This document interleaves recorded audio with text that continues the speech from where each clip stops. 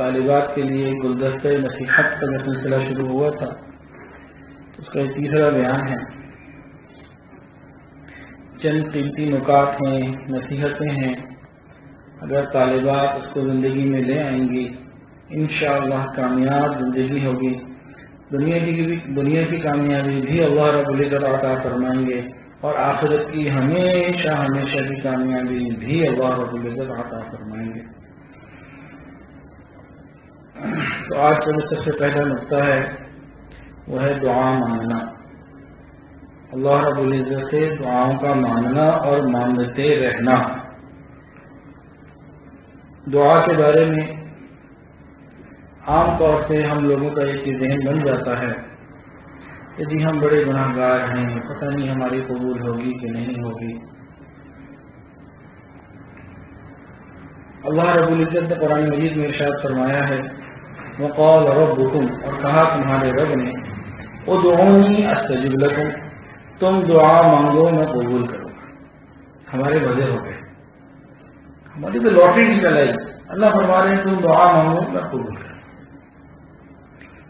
اس وعدے کے اندر یہ وعدہ ہے اللہ کا، اس وعدے کے اندر یہ تو نہیں کہا نا کہ نیک مانگیں گے تو قبول کروں گا، گناہ گار مانگیں گے تو قبول نہیں کروں گا.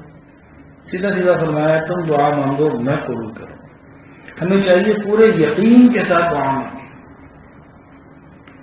اب حدیث مبارکہ کا مفہوم ہے، نبی علیہ السلام نے فرمایا ہے کہ جب تم دعا مانگا کرو تو قبولیت کا یقین رکھا کرو.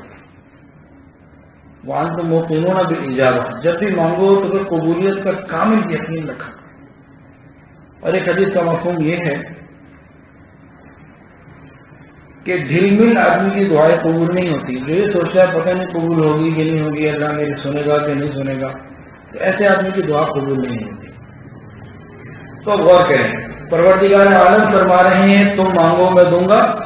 نبی علیہ السلام بتا رہے ہیں یقین کے ساتھ مانگی ہوئی دعائیں قبول ہوتی ہیں، اور جو شک میں رہے نا تذبذب کے اندر اس کا معاملہ خراب ہوتا ہے.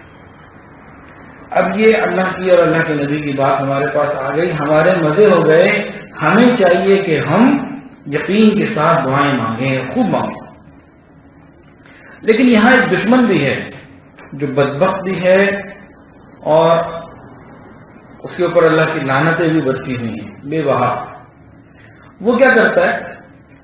وہ ہمیں خراب کرتا ہے، بڑے پیارے رنگ میں، بڑے پیارے انداز سے ہمیں خراب کرتا ہے. کہتا ہے تم تو گناہ گار ہو، تمہاری دعا کیسے قبول ہوگی؟ اور ہم واقعی گناہ گار ہیں. بندے کے دل میں وسوسہ ڈالتا ہے کہ بھائی تو گناہ گار آدمی، تیری نہیں قبول ہونی. اور واقعی ہم گناہ گار ہیں. اب بندہ کہتا ہے کہ بھئی اب کیسے قبول ہوگی؟ تو ہمارے یقین کو وہ کمزور کرنے کی کوشش کرتا ہے. کیوں؟ کہ اس کو یہ معلوم ہے کہ بے یقینی کی دعائیں قبول نہیں ہوتی، تو ہمارا بیڑا غرق کرنے کی کوشش کرتا ہے. اچھا، شیطان ہر آدمی کو اس کے رنگ کے حساب سے نہ اس کے مزاج کے حساب سے بگاڑتا ہے. اس پوائنٹ کو بھی سمجھیں، بہت اہم بات ہے. شریعت کا ایک دائرہ ہے، ایک سرکل ہے. اس سرکل کے اندر ہم نے رہنا ہے. اس دائرے کے اندر، اس سے باہر نکلیں گے تو خرابی ہوگی. اس سرکل کے اندر رہیں گے تو ٹھیک ہے. سرکل کا جو سینٹر ہے نا وہ تقویٰ ہے، احتیاط کی زندگی. اور جو اس کا آخری کنارے ہیں وہ فتویٰ ہے اور وہ جواز اور جائز کی حدیں ہیں. جو تقویٰ پر چلے گا وہ باؤنڈری سے بہت اندر ہے، انشاءاللہ اس کا سلپ ہو کے گر کے حرام کی طرف جانے کا چانس نہیں رہے گا. وہ تقویٰ سے سلپ ہو کے فتویٰ پر آ جائے گا، جائز پر آ جائے گا. جو فتویٰ پر ہی چلتا رہے گا، تقویٰ پر آنے کی کوشش نہیں کرے گا، جب یہ سلپ ہوگا تو یہ دائرے سے باہر ہو جائے گا. اس لیے ہمیں تقویٰ پر چلنا چاہیے. اچھا، جو پوائنٹ بتا رہا تھا نا وہ کیا ہے؟ شیطان ہر آدمی کے مزاج کے حساب سے اس کو دائرہ شریعت سے باہر نکالنا چاہتا ہے. ایک آدمی ہے، اس کا نا دل کرتا ہے کفایت شواری کا، پیسہ بچانے کا. اب یہ اس کو نا کیا کہتا ہے؟ اس کو کہتا ہے ہاں پیسہ بچانا بڑا ضروری ہے. اچانک ایکسیڈنٹ ہو جائے، کوئی ایسی کوئی پریشانی آ جائے، کوئی مسئلہ ہو جائے، بڑھاپے میں کام آئے گا، فلاں کام آئے گا. اس کو کفایت شعاری کی پٹی ایسی پڑھاتا ہے کہ اس کو کنجوس بنا دیتا ہے. وہ جائز اخراجات بھی نہیں کرتا اپنی بیوی کے نان نقشے کا بھی خیال نہیں کرتا ہے، کہتا ہے سسرال سے لے کر آؤ، اپنے ماں باپ سے لے کر آؤ. یہ گناہ ہے بہت بڑا. آج کل کے نوجوانوں نے تو وسیلہ بنا لیا. ایک نوجوان نے صاف کہا مجھے رشتہ چاہیے لیکن میرا سسرال امیر ہو.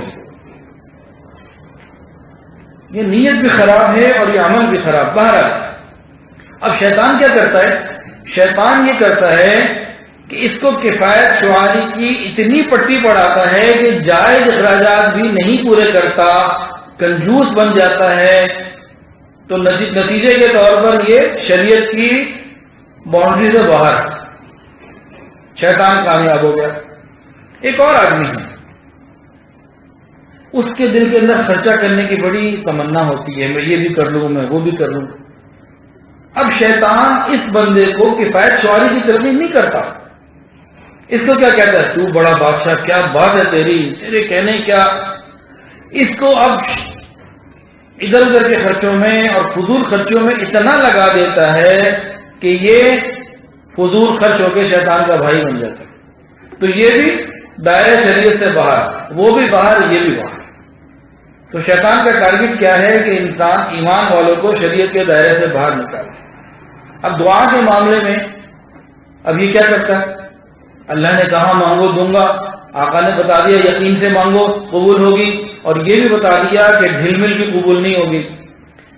اب یہاں یہ کیا کرتا ہے تاکہ ہماری دعائیں قبول نہ ہوں، یہ نفسیاتی طور پر ہمیں تنگ کرتا ہے. تو کہتا ہے تم تو گناہگار ہو، تمہاری کیسے قبول ہوگی؟ اور واقعی ہم گناہگار ہیں. اب بندہ کہتا ہے واقعی میں گناہگار بھی ہوں. تو اب یقین میں کمی آ گئی. جیسے یقین میں کمی آ گئی تو معاملہ خراب ہو گیا.